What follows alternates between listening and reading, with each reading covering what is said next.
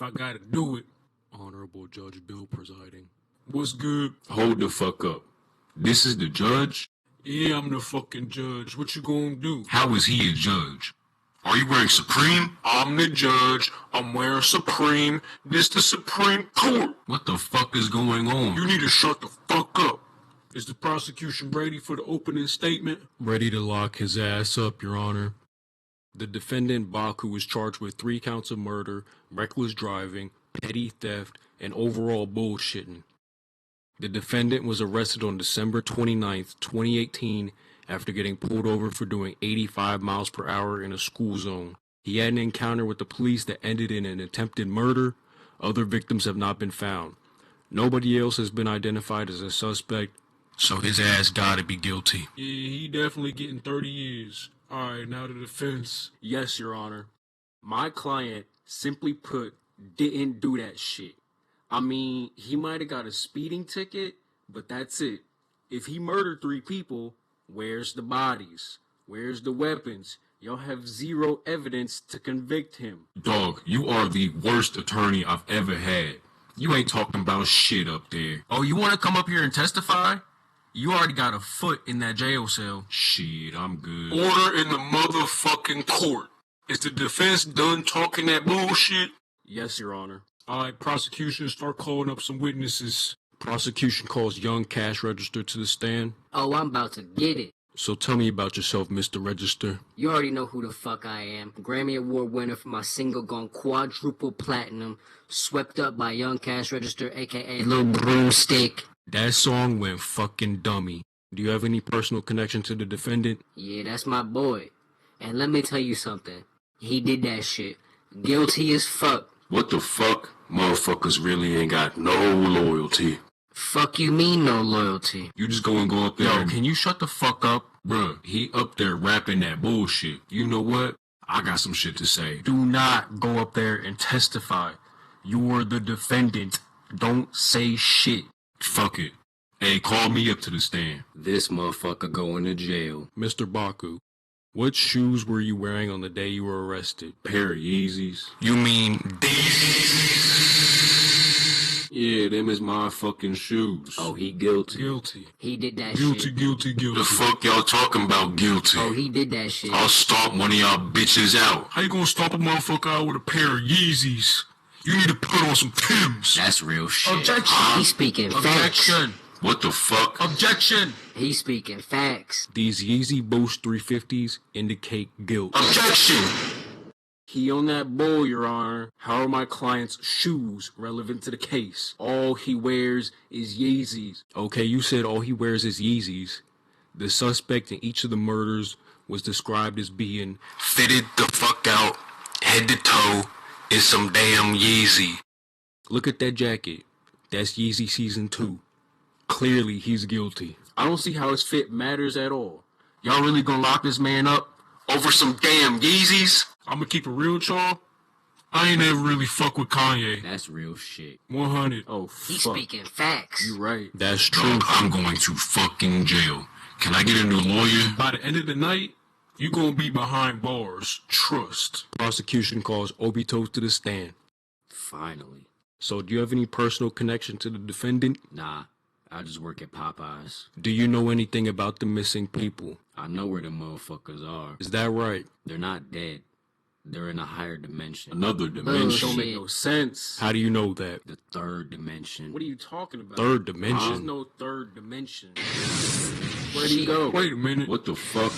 Shit. Hey, what the fuck? Wait, I killed that motherfucker. How is that possible? Oh, he guilty. You going to jail You now? dumb fuck. So you just went to the 3rd dimension and got him? Yeah, I teleported. Look, let me explain how it works. We live in a 2-dimensional world. Up, down, left, and right. But what about forward and backward? What is that? What the fuck did he say? See, it's some shit you can't comprehend. He got the yeet ability, right? He literally yeets bitches backwards off of this plane of existence. So they're not dead. Oh, damn. That's some animation. I ain't even know that shit. Bullshit. You just yeeting motherfuckers to another dimension and don't even know how. Some bullshit. With this new information, I believe this case can be dismissed. My client can be acquitted since there was no actual murder. Nah, regardless, he's still on some fuckery. Alright then, Ace Phoenix, call up some witnesses. Defense calls young Cash Register to the stand. Dog, I already testified. No, you fucking didn't. Mr. Broomstick, do you remember the events on the day Roger disappeared? Yeah, that motherfucker pulled out the motherfucking gat. Exactly. So don't you think it's reasonable for you and Baku to defend yourselves in that situation? Yeah, you right. I mean, otherwise we would've got shot. But he's still guilty. The fuck? How would he still be guilty if it was self-defense? Nah, he tried to kill 2 police officers. That's some fuck shit. Look, the state is dropping my armed robbery charges if I testify against that motherfucker. This gotta be a fucking joke. Fuck it. I rest my case. I'm about to be in chain and shackles. Okay, let's hear the closing statement from the prosecution. Alright, to conclude this case, I don't know what the fuck happened really, but the defendant was clearly on that bull. So obviously he's guilty. That ain't no fucking closing statement. Alright, in the defense. Look, he didn't do shit. One of the people he supposedly murdered is here in this room right now. The others are most likely still alive. I don't see how the prosecution proved guilt when there was no credible evidence to support his case. No bodies were found, and the supposed murders were proven to be a fluke. My client is not guilty. Yes, he is. That motherfucker guilty. I hereby sentence you to 30 years in state prison on 3 counts of murder, reckless driving, and overall bullshitting. Are you fucking joking? Damn, I tried. Ace Phoenix, you got bitched on in this fucking courtroom. You ain't shit. You know what? I still got your money, dog. I'm chilling. Bro, my attorney showed up to this bitch off the perks. He over there sweating. Shut the fuck up. Bailiff, come get him. Alright, I see how it is. Look, I ain't never dropped nothing but school. But when I get out, y'all hoes gonna be dropping left, right. Casket business about to be booming. Better start counting your days and your minutes. Bet I'm going home. Yo, Phoenix, I'll hit you up again if I get into another situation. Yeah, I got you. That motherfucker had no chance. He'll be alright. 30 years ain't shit.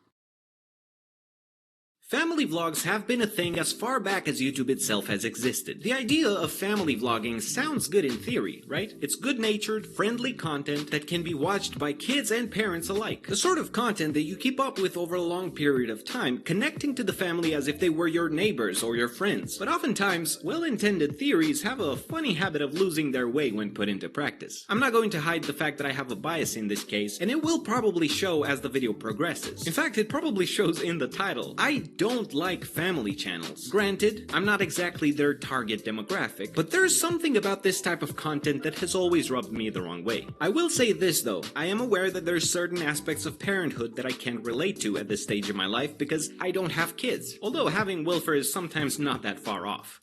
Damn it, Wilfer, get down from there. But what I can relate to is having a YouTube channel and everything that comes with. And when I see family channels and the sneaky little tricks that they pull, all the way up to the full-blown scandals they more and more often find themselves in, I feel like I should voice my perspective on it. So today we're taking a look at family vlogging channels, the problematic nature of the concept, and all the relevant instances when exploiting children has been in full swing. Just want to take a quick moment before we jump into things to thank our sponsor for today, XP Pen. But we're going to talk about it a little more towards the end of the video.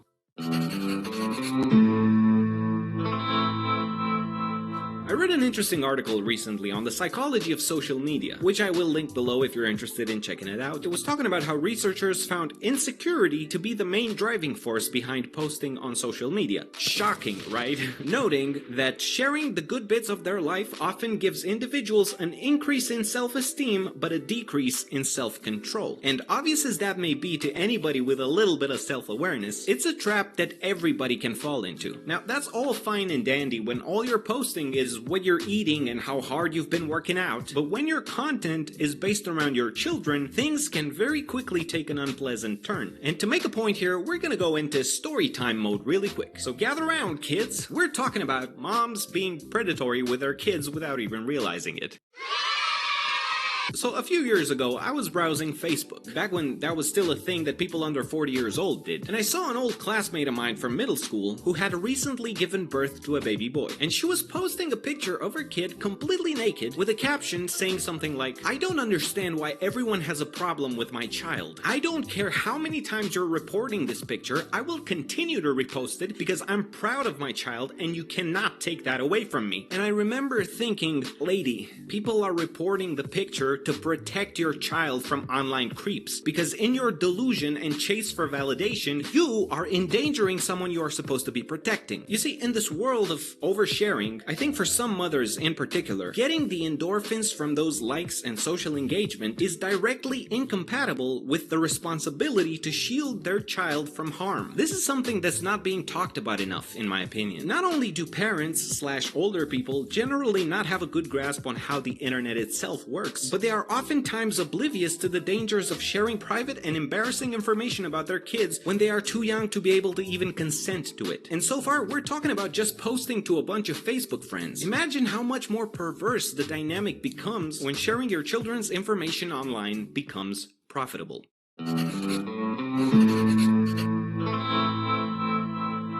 Now, there's a family channel that has popped on my radar called the Norris Nuts. Brooke and Justin are the parents, and they currently have 6 children ranging from 15 years old down to 6 months old. And this channel has a concerning amount of videos revolving around the mother trying to have more children, with titles like, "Are we having another baby?" "Exciting announcement, trying to have a baby update." "The baby needs to come out due to pregnancy complications." "Are the kids ready to deliver the baby?" "We've had some bad news about mama's pregnancy." "Pregnancy complication for our baby," and it goes on and on and on. And if you look at some of these videos with a critical mind, you can't escape the question, how much of this comes from a genuine place and how much of it is straight up crossing a line? Because she's turning the entire process into a weird, messed up kids show. "If you catch this ball, it means I'm pregnant. If you miss it, it means I'm not pregnant." From fertilization to talking about it with the children, trips to the doctor, to straight up documenting her miscarriage. I was going to tell you that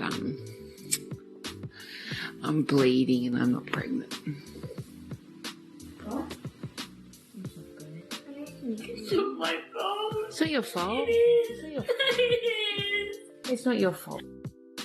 Now, I've blurred out the kids' faces because I want no part in further exposing them to the public, but I think there needs to be some attention drawn to this channel and channels like this that have made a profitable business from using their kids in a way that would make any rational person feel uncomfortable. And to make one thing very clear, I do think that sometimes it's important to share certain details about the challenges of a pregnancy, or perhaps how to deal with the psychological effects of a miscarriage. These are medical realities that other women in similar circumstances might find solace in. But where I think Brooke Norris crosses a line is the way she involves her kids in the process. I mean, for Christ's sake, she's filming her 10-year-old son as he bursts into tears thinking it was his fault that she lost the pregnancy. The video has since been taken down, but it had millions of views and it was monetized. And I know at this point there may be hardcore fans of their channel arguing that the kids want to be part of this. You may say they're just concerned because they love their mother. And in most cases, they're excited to film videos for the channel. So if the kids are having fun making these YouTube videos, what's the harm in that? Well, to answer the question, we have to get one thing clear right away. What a child likes, or what they think they like, is based on an immature understanding with a brain that has not yet fully developed. That's why legally, the parent is responsible for every major decision in a child's life until they've reached the age of 18. They alone are responsible to choose what's right for the kids. But when the parent finds purpose and profit in the image of the children, what's right for the kids gets muddled by what's right for the business, and that is a dangerous territory.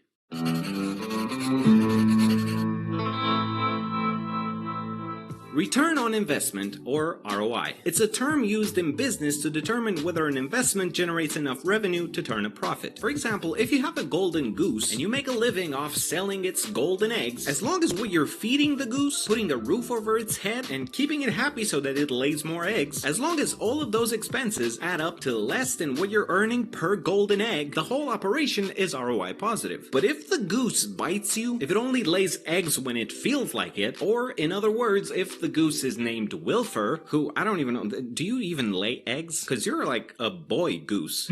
Well, if that's the case, then the whole thing is ROI negative for you, and you should probably start looking into getting a regular job. With that in mind, let's talk about Micah Stouffer. Some of you may have already heard about her because she was recently involved in a very public scandal. Micah, along with her husband James, are the parents of 3 children, and you guessed it, they have a family vlogging channel. The Stouffers adopted an autistic boy from China in 2017, and because of the novelty factor of having an adopted Chinese boy with special needs, their channel skyrocketed. I have so many viewers that found me through my adoption journey, and they are here to kind of live through those adoption updates and kind of see how he's doing and watch him progress. If you are one of those people that are here for that, give this video a thumbs up. Well, apparently 2 years after the adoption, with the boy being prominently featured on their YouTube and Instagram, bringing in a lot of revenue for them, the Stouffers all of a sudden decided in 2019 to return the boy. This, of course, blew up in their face. They're currently losing a lot of subscribers and getting a lot of backlash. In my opinion, rightfully so. Because the problem here isn't that a family has returned an adopted child that they weren't qualified to raise. That apparently happens 1 to 5% of all adoption cases, but it usually happens within a relatively short time frame. The Stouffers channel benefited immensely from keeping the adopted boy for 2 years before sending him back, making it more difficult for him to fit in with a new family because he is now older. The overall public impression right now is that Micah Stouffer would not have adopted the boy if she didn't expect in some way to enrich her brand, and I kind of get the same feeling watching her videos. By all accounts, it looks like the adoption was a calculated move that had to be reverted when it stopped being ROI positive.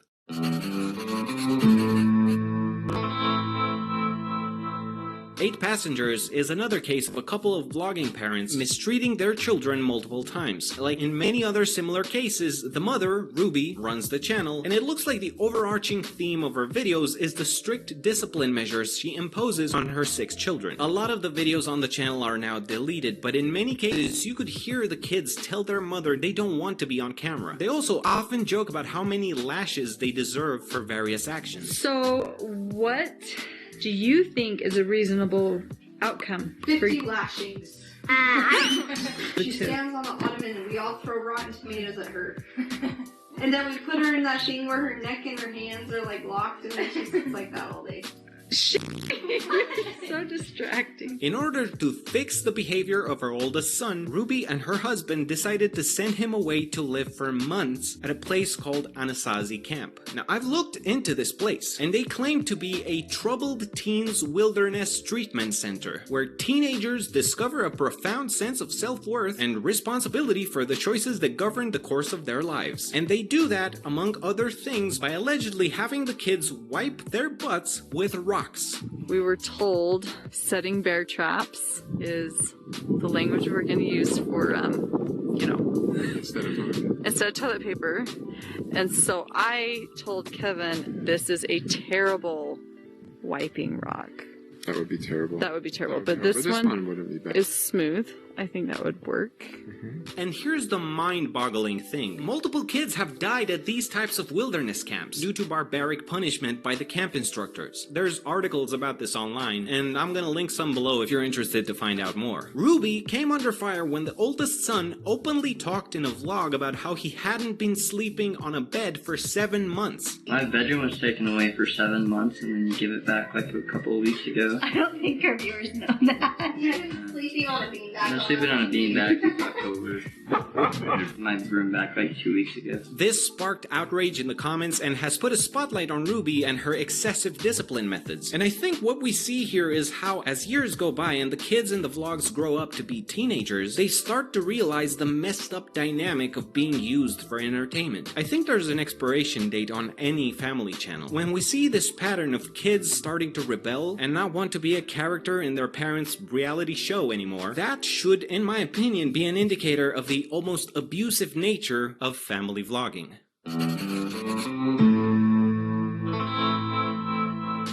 I think whatever example we choose to look at, when children become a business, the parent's predominant role is no longer that of a guardian. The child is now an asset for the parent. And it goes back to that study I mentioned early on in the video, that increase in self-esteem and decrease in self-control, which gets pushed even more off balance when large amounts of money get thrown in the equation. Now, are there family channels that manage to keep a relatively balanced dynamic? Yeah, I'm sure there are. In fact, most family channels probably start off with good intentions, but it's the high probability of the parents' morals getting skewed as time progresses and the channel gets bigger that puts the entire genre in a dangerous zone. And for that reason, I strongly believe there should be regulation and guidelines in place when it comes to online content involving children. Whether the mother is trading in the child's privacy for a dozen likes on Facebook, or she creates a disturbing storyline of doctor visits and bad news, monetizing her children's reactions. Whether we're talking about a mother adopting a child for financial gain and discarding him when he becomes an inconvenience, or a mother using inhumane treatments and shoving a camera in the kids' faces despite visible discomfort. In all of these examples, one connecting thread is the replacement of parenting with self-serving irresponsibility. And that is why, in my opinion, family channels should not exist. Now, this is obviously a topic that's much larger than what I could sum up in one video, so please let me know your opinions in great detail, because this is a topic that I think can spark a lot of debate, and I'm interested in reading all of the well-argumented comments down below. Now, on a lighter note, I want to take a moment to talk about our sponsor, the XP Pen Artist Display 24 Pro tablet. I've used XP Pen tablets in the past, and I have to say, they're up there in my good books, so when they reached out offering to sponsor this video, I was genuinely excited. They've got a new display tablet coming out, the Artist 24 Pro, and this product looks really promising. It connects through a USB-C cable to any computer, whether that's a MacBook Pro, iMac, or Windows computer, supporting all of the up-to-date operating systems. It's also compatible with all the popular digital art software, Photoshop, Illustrator, 3ds Max, Krita, Blender, you name it. The display comes in 2K QHD resolution, thus offering a lot of creative control over the line work and level of detail, which is fantastic for a display tablet in this price range. The stylus works battery-free, you don't have to charge it, which is a major plus for me, because it's always annoying when you have to charge a pen, but not this one. And it also supports 60 degrees of tilt function. And here's something really simple, but something that I like a lot. It's the nifty little pen slot up here that can hold your stylus whenever you're not using it. It's stuff like this, or the touch-sensitive keys, which are designed to avoid sticking. It's all of this stuff that when you look at it, you realize that they've put a lot of thought into the user experience during the design process. Now again, this is not a portable tablet, but if you're a professional, it's a great addition to your desk, especially if you're looking for an alternative to the Cintiq at like half the price. So if you're considering purchasing one for yourself, remember to use my custom link in the description. You'll get a pretty nice discount and you're helping out the channel. So once again, thank you to XP Pen for sponsoring us, thank you for watching, and we'll see you again very soon.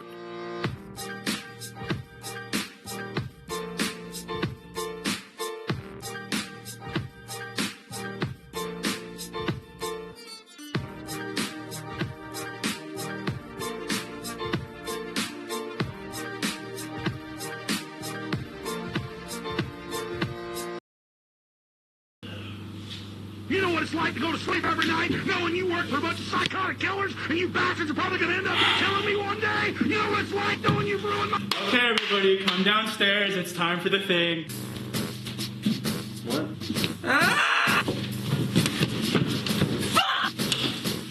Fuck! All right, everyone, it's time to contact Kappa's soul from the grave. Yeah, well, Kappa isn't dead, is he?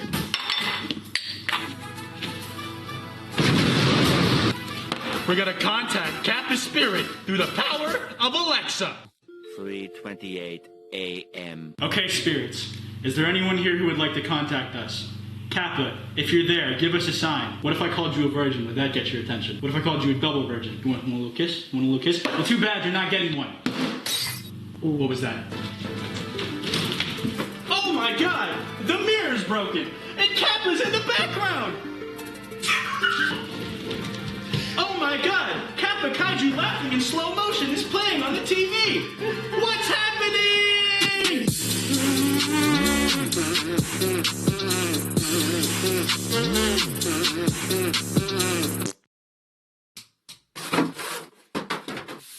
Open up, ladder boy! Hi again, and welcome welcome back to another episode of Dossier. I don't care if that's not how it's pronounced, it's what I'm gonna call it, eat my ass. As you can see, my Australian visa has expired and the box is back to how it was. Fuck me. But today's subject is a literal almond. I'm J Station. Now you might know this man from such fame as being the first person in the world to undergo an experimental procedure of having a Gucci hat permanently attached to his skull. That's right, wherever Jay goes, his $400 hats goes as well. Whether it's walking around his haunted house, getting wheeled out of the hospital after coming out of a coma apparently, crawling into a CIA torture device, or saying that he thinks Adam 22 is a pedophile. This makes me believe that Adam 22 is in fact a pedophile. The two are as inseparable as conjoined twins. Jay and his hat are like Venom and Eddie, except only one of the two has a mind of its own, and I'm not sure which. Now, to describe the basis of Jay Station's content in the poorest way I possibly can, it's essentially just a guy making daily videos about having the most fucked sleep schedule in human existence. Like, Jay uploads almost every day, and pretty much all of his uploads are recorded and take place at 3 a.m. You really have to respect this guy's willingness to stay up late and his dedication to making just straight trash. Hello?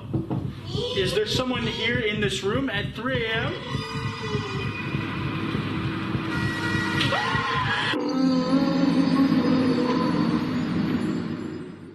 J Station is without a doubt the quintessential horror YouTube channel. Nightmind? Ha! Ain't got shit on Nut Station. This is a man with the creative genius to co-opt the monster from a horror series on YouTube with actual substance for his own shit calling on FaceTime gone wrong video. I go onto YouTube and I see this viral video and it's from Daisy Brown. She's actually my childhood friend. Like, I actually know this girl. My dad and her dad are really good friends, guys. I used to go see her as a kid all the time, guys. Look at him, guys.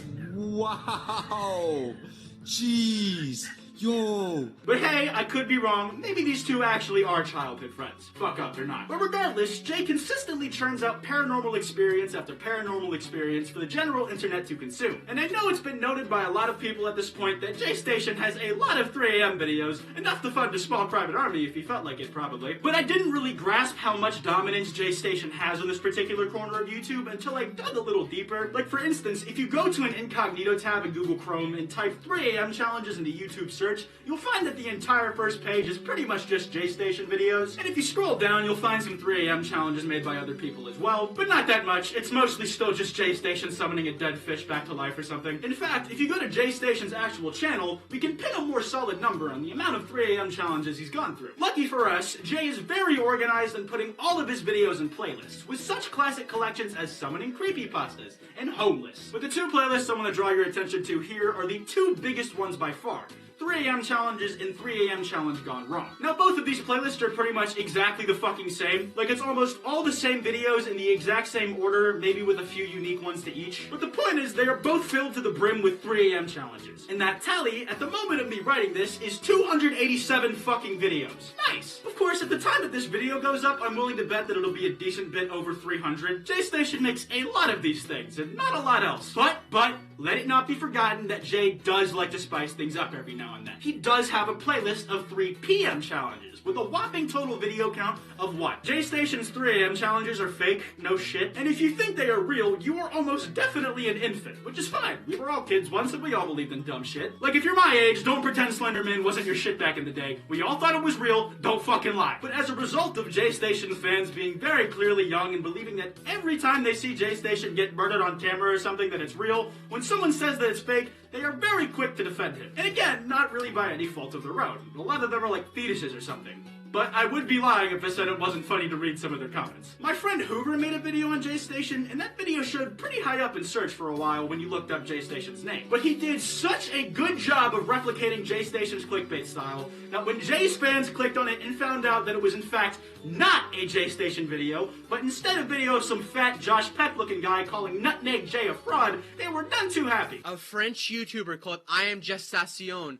has been uploading 3 a.m. challenge videos. They're so scary and real that it shakes me to my core. 400 dislikes, endless amounts of scathing comments. You can feel the backlash coming off of your screen, and turns out it's really itchy. Now, again, with J Station's audience appearing to be so young, some people will ask if what he's putting on his channel is appropriate for that age demographic. It's all horror-related stuff, so some of it is bound to get dark, even if it is a bit PG-13 wash. But, like, sometimes the video will be titled, "Do not try X thing at 3 a.m." But also, here's all the steps on how to do X thing you're not supposed to do in video format for your viewing convenience. Like, there's a video he has called, and I had to read this whole thing, so now you have to listen to me reading out the whole thing as well. Gone Wrong, Do Not Summon the Living Dummy at 3 a.m. Challenge, Real Voodoo Doll. And basically the premise of that video is that Jay misses having his friend or roommate or something around the house, so he wants to bring this dummy named Junior Life to be his new friend and to make videos with, and part of the ritual for bringing that dummy to life is to put your own DNA in it. I've done voodoo dolls in the past. It's pretty easy. You just gotta put your own DNA into a doll. I'm about to stab this knife into my arm and let my blood drip out of my body like a sacrificial lamb into his body. So that way I can bring him to life, guys. So I obviously can't show this on YouTube, guys. It's now Barney 2. Just letting the blood just drip out. Oh, that's a lot, guys. I don't know.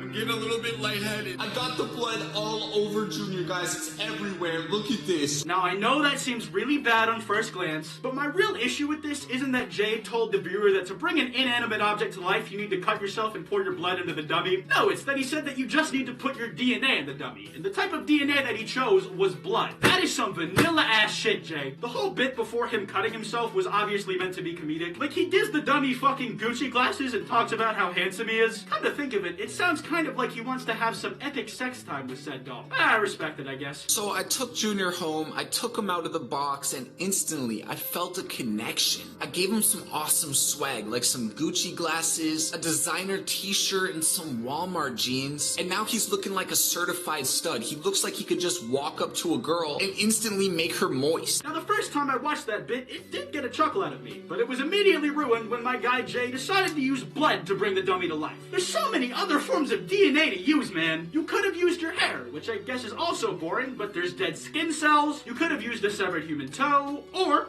and hear me out, you could have used some nut. I just think it would thematically go well with the shape of your head, that's all I'm saying. But I was at the mall yesterday, and I actually saw a black Santa, guys. This topic might seem familiar if you guys watched the last dossier, because a decent chunk of that video was also dedicated to how a certain someone likes to make money off of dead people. The thing is though, is that Michael McCrudden has made enough videos on dead people to fill up a dried out ocean with, while Jay has made nowhere near that amount. But what Jay lacks in quantity of videos, he makes up for in droves in terms of how trash the videos he has made are. I mean that in a number of ways. For instance, Michael's videos were at least trying to pretend to be tributes, to be little things that document the history of someone who has just passed and to commemorate their lives, even though they totally weren't that. Whereas, Jay just forgoes the whole paying respects thing, says fuck it, and goes ahead and makes a Ouija board challenge video on XXXTentacion. You know, as you do. The three main videos I'm going to be talking about in this section are the two videos he made about XXXTentacion about a week or two respectively after he died, and the Mac Miller video he made almost immediately after he died. All of these videos are over 10 minutes long, some a little more than others. Like the first X video was over 20 minutes long, holy shit. But all three of these videos have their own special little way of crossing that 10-minute mark. The first video, that little poop stand of a Ouija board video on X, which was uploaded about a week after he died, is 24 minutes long in part because, like, the first 9 minutes of the video is Jay Station giving a house tour of a new house he bought. One that he bought without even visiting in person, that he's apparently not even supposed to be in yet. Bought this thing completely using pictures only. Like, I've only seen pictures of it. I've never actually seen it live in person. Like, I actually bought a house without even seeing it, guys. We're not even supposed to be in here, guys. This is lit. He's a bit of a brainlet if you couldn't tell. The second video, another one on XXXTentacion, is one where he plays an X song in reverse and supposedly gets demons and also a dead rabbit in his house because of it.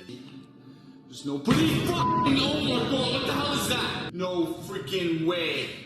Oh my god. I don't know what to do about the rabbit. I don't even want to touch the rabbit. Oh, gross. That dead rabbit I touched? Don't even want to touch it, even after already having touched it. But anyways, that video got to over 10 minutes because they had a shit ton of long-ass takes with no cuts, some of which are nearly 2 minutes long, bearing in mind that this is a 17-minute long video, and the only edits on those cuts being really poorly placed sounds to create that spooky atmosphere.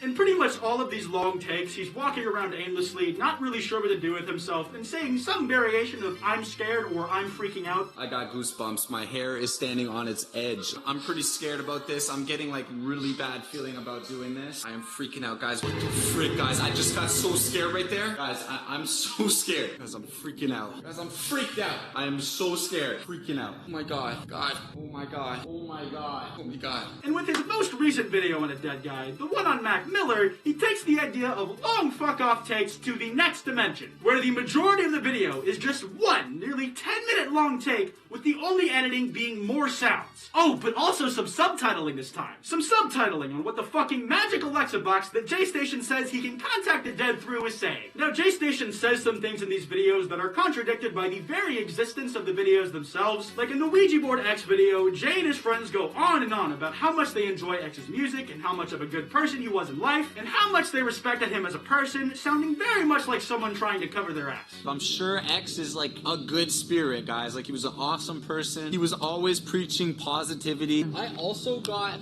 an instrumental by X. This is my favorite song, guys. Guys, one of the last things he was ever doing was a charity event. A lot of these news media places, even after he died, they brought up all the negative things in his past. But all he really did was preach love and positivity. I kept seeing all over Twitter people saying he used to do this, he used to do that, but all that really matters is towards the end of his life, all he really did was spread out positivity. Yo, what the frick? But having said all that, you then consider the fact that everything you're saying about this guy is in the same video where you're doing a Ouija board challenge pretending to talk to his spirit a week after he died. One where you gave a house tour at the start of it and talked about how you were going to spend $20,000 on furniture. Tomorrow I go buy everything. I'm probably going to spend like $20,000 on furniture, guys. Deck this place out. Also, to compliment that, you should boast about that epic TV you're going to install behind your mirror, man. There's a TV screen behind the mirror. All I have to do is press this, and there's going to be a big-ass TV screen. Oh, what about that new walk-in closet you have in your new house? Here's my closet. Here's my closet. Is it big? Is it big? Psych! Psych! This is my closet, guys. Goddamn! God, but that's a walk-in look, this closet, is bro. a freaking That's walk-in. Maybe you should go on about the big fuck-off amount of rooms you have now. Now we got options, guys. Where do we go? Down there. We go down there. Who knows? Check out this room first. This one? Oh, they actually got a bathroom in here too? Yeah, they got a bathroom, guys. Oh, a shower too? They got a bathroom, they got a shower. So my guests got their own bathroom, man. I don't know what I'll do in here, guys. I got more rooms than I can use, dog. Oh, and don't forget to mention that massive kitchen of yours, Jay. It would be stupid not to. Look at the kitchen, yo. We live in large, we in charge. Guys, this is amazing. Look, I don't even know what this is. What could go in there? Oven. Oh, yeah, an oven. Oh, yeah, there's no oven in Yo, but here. that's gonna be a big like oven if they're putting it. It's probably like a pizza oven or something. Not like a. Yes, all of this stuff is perfectly at home in a video where you're apparently really respectful of X and just celebrating his life like any fan would, by pretending to talk to his dead spirit for money. For your own sake, just stop talking, Pistachio Man. Of course, this is without diving a little deeper into the other two videos that Jay has made on the recently deceased, like the other one he made on X. But Jay is sure to be thorough in this one, because before he goes and gets haunted, he's sure to let us know that there is nothing disrespectful about playing a dead person's music in reverse. But before we start this video, I just want to let you guys know right now that it is definitely not disrespectful in any kind of way to play a song in reverse. I'm just letting you guys know right now, any Keemstar fans out there, this is not a disrespectful video. The only reason I know about this anyways is because I'm a big fan of XXX Tentacion and I follow his music on a regular basis. Be sure to specify that this message is out there in case whoever is watching is a Keemstar fan. And he's also sure to reiterate from the last video that he is a fan of X, and that he only knows about this reverse music thing because of his fan status. It's kinda epic, bro, but the whole thing is again meant to imply that he has high respect for X and all that stuff that's come out of his mouth before. All of which is kind of taken a fat dump on by, again, the fact that the video is a thing in the first place. Like the original video he made on X after he dies gets 1.5 million views. So he's all, time to make another one, yay! And this is all done without giving any attention to the most recent of these three. That being the Mac Miller video, which has been the quickest turnaround time Jay has had on a video he's made on a recently deceased person, uploading it just one day after Mac Miller's death. I would like to present this poorly edited and post-reward to Jay for the fastest horror channel cash grab NA. Your work ethic is tireless, Jay. Too bad what you make smells. Now Jay Station, once again, is sure to let us know how much respect he has for whoever dead person he's making a video on, on, but this guy has some very interesting reasons for looking up to Mac Miller specifically. One of my favorite things about Mac Miller is he dated Ariana Grande. This girl is like my dream girl. I would do anything to just date this girl. And Mac Miller actually did it, guys. Big shout out to him for that. J Station is basically Virgin Supreme. It's like Berman Supreme, except his hat isn't cool. Now, since J Station wants these videos to do well so we can make as much money as possible off of them, he uses a similar tactic to Michael McCrudden, telling people to comment their condolences for the fallen. Except in Jay's case, he says 1 like equals 1 prayer. Spoiler alert, no it doesn't. I know he's going to a better place now, guys. Smash the like button on this video. Every like on this video is a prayer for Mac Miller, his friends, or his family. Let's try to hit 100,000 likes for Mac Miller, guys. Yeah, let's try to hit 100,000 likes for my last dying brain cell, guys. It's the only thing that made this video possible. He is also sure to carry out the lore of whatever videos he made in his pleas for likes. Let's hit 50,000 likes. I'll do a part 2 listening to more songs played in reverse at 3 a.m. guys. So we gotta hit 100,000 likes, guys. We gotta hit 100,000. 100K. And we'll open this, guys. Smash the like button right now for XXX Tentacion. Let me know in the comments, did we make contact or not? But him asking for a certain amount of likes on dead people videos rarely works though. For whatever reason, it seems like a lot of people aren't too fond of dead celebrity Ouija board challenges. Funny how that works.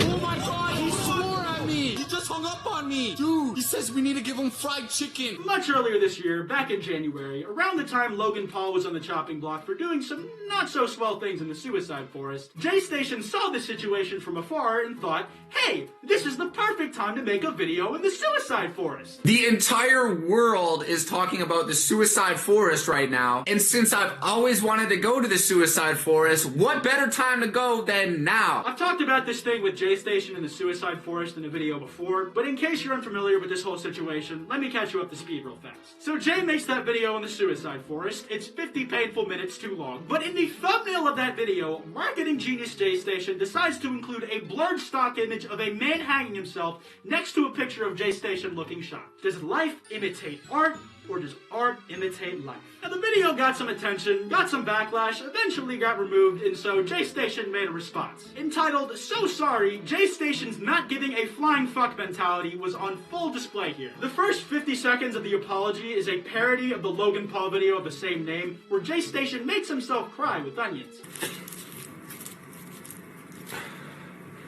I've made a severe and continuous lapse in my judgment, and I don't expect to be forgiven. I'm just here to apologize. And we should have posted that video on Vimeo. Link in the description. There's nothing I did wrong or should have done differently, and for that, I'm sorry. This video is essentially Jay saying he did nothing wrong and him trying to defend himself. And his defense is boiled down to, the video was fine because there was no actual body in it. He shouldn't be getting the flack he is because other YouTubers have gone to the suicide forest before. And the video only got taken down because Keemstar tweeted about it. Now the easy refute, and believe me, it's very easy, is that he put a blurred image of a hanging corpse in the thumbnail for clickbait's sake. Actively trying to recreate the attention that Logan Paul got from his own video, despite him saying he's definitely not trying to copy Logan. I'm not trying to copy Logan Paul. This also leads into the other people who went to the suicide forest not getting flack like Jay did, but most of them didn't do it around the time the thing with Logan happened to try and replicate his controversy. In fact, a lot of the examples that come to mind were uploaded well before the initial controversy even took place. And they definitely didn't clickbait a body hanging from a noose in the thumbnail. In fact, one of them had this to say about the possible event of them running into a body. Doing a YouTube video is one thing, and staying overnight is one thing, but if we actually see a human who has committed suicide in here, it's not okay. Yeah, that's life-changing. People do not need to see that. Like kids that watch these videos do not need to see that. So that means what's going to happen here is if we go in here and we see a body, we're never going to show anyone what we saw. But Jay's logic is that it's not his fault for including the lure of the dead body in the clickbait. It's you, the viewer's fault, for wanting to click it in the first place. Nobody cared. They were like, oh, a dead guy, let's click on that. Let's click on that real quick. All right? So everybody who's criticizing Logan Paul should remove a lot of the criticism against him and start criticizing yourself. Alright? Why are you more keen to click on the dead body? That is some retard logic, and it's the same kind of thing I heard child fans of Logan Paul using to defend his actions. Except, unlike Cashew Station, they have an excuse because they're young and are allowed to be stupid. Either way, Jay, whether or not the person chooses to click on it or not will not change the fact that you decided to take advantage of that want to get some money. That you chose to put the body in the thumbnail to try and copy the success of someone who actually had recorded and filmed a dead body. But you did it without really fully committing to it, Jay, because you're a bitch. In addition, though, Jay Station also made a different Suicide Forest video around the same time as the first one that's still up on YouTube. And go figure, the thumbnail is a noose and Jay looking all freaked out next to it. Also as a callback, Jay, after getting all of that heat he did for making the first X Ouija board video, didn't seem to care too much about what people were saying, seeing as he made that second X video with even less effort than the first. And there is one thing he did there that he's really quick to do when he gets a shit ton of backlash, where he just writes off his haters as a specific group of people, like just Keemstar fans or social justice warriors or whatever. I'm just letting you guys know right now, any Keemstar fans out there, this is not a disrespectful video. I want to apologize to the social justice warriors, but most importantly, I want to say, fuck you, Keemstar! It's really just a bit sad at the end of the day.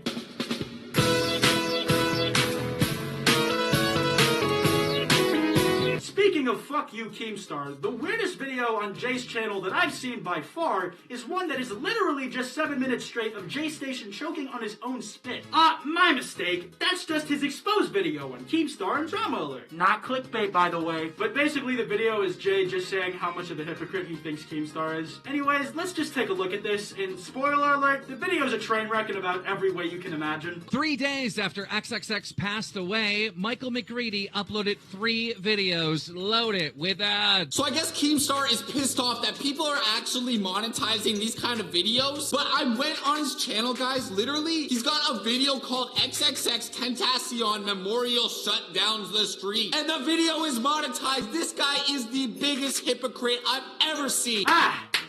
You see, Jay, this is what we call a false equivalence. It's typically when you take one similar aspect of 2 different things and try to conflate that similarity with being the same, or equivalence. The difference between the 2 things usually being magnitude. And there are just a few examples of you doing this in this video, and others as well, proving that you don't understand the issues people have with you, or you're just choosing not to. I'm not sure which I would prefer. But for instance, in that last clip, Keemstar put XXX Tentacion in the title and covered an event that took place in real life that was held in X's honor as part of the video that covered multiple things that happened in a given period of time. You made a fake-ass Ouija board 3 a.m. challenge pretending to talk to X's ghost. The similarity is that they are both videos with X's name in the title. The difference is what those videos are actually about. Later on, you accuse Keemstar of being a hypocrite again, because you say he gave his friends a pass on making videos on X after he died, but when you make one, it's off limits. I can't make a video monetized, but FaZe Banks, Adam22, and Keemstar can sit down and do it. They sat down with Adam22 and Lil Xan and had 3 ads on the video, guys, the day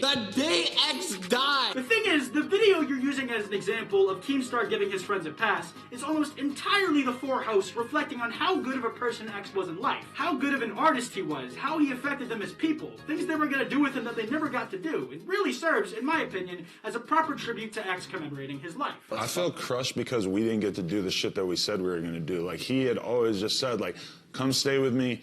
We can just work, we'll make a video, we'll make it like, we'll do a bunch of interview pieces together. This just popped in my head. You wish you had more time with them. Jay, this video and what you've made are nowhere near the same. It's exactly the same deal as the last one. You did the false equivalence meme in the So Sorry video as well, when you tried to say that other big YouTubers have gone into the Suicide Forest before, but that you were the only one catching shit for it. You thought the only issue people had was the fact that you went into the Suicide Forest at all, when in reality, it was the timing of that video and putting a dead body as clickbait in the thumbnail. Traits that the other YouTubers' Suicide Forest videos seldom shared with yours, and when they did, they got fucking beat. I've made a severe and continuous lapse in my judgment. Jay also brings up a point about how Keem picks and chooses who he reports the news on based on if he likes a person or not.